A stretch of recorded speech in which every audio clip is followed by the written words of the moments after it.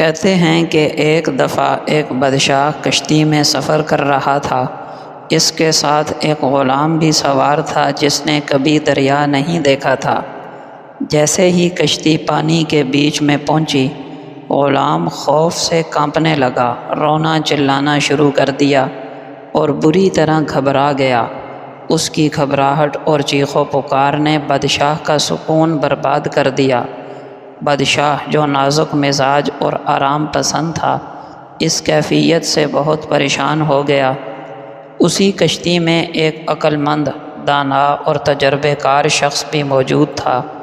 اس نے بادشاہ سے کہا، اگر آپ اجازت دیں تو میں غلام کو خاموش کر سکتا ہوں۔ بادشاہ فوراً تیار ہو گیا۔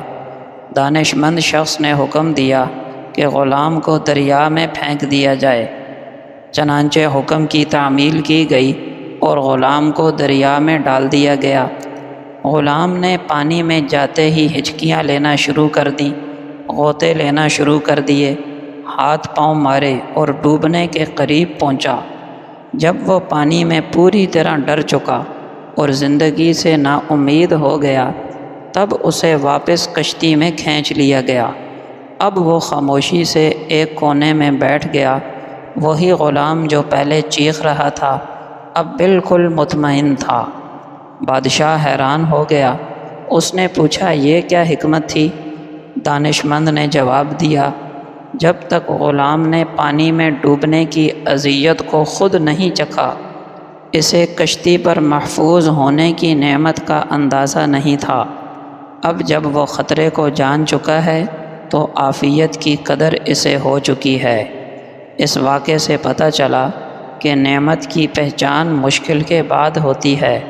جب تک انسان مشکل یا تکلیف کا سامنا نہ کرے، اسے اپنے آرام اور نعمتوں کی سچی قدر نہیں ہوتی۔ یہ بھی پتہ چلا کہ تجربہ بہترین استاد ہے۔ انسان باتیں سن کر نہیں بلکہ حالات سے گزر کر سیکھتا ہے۔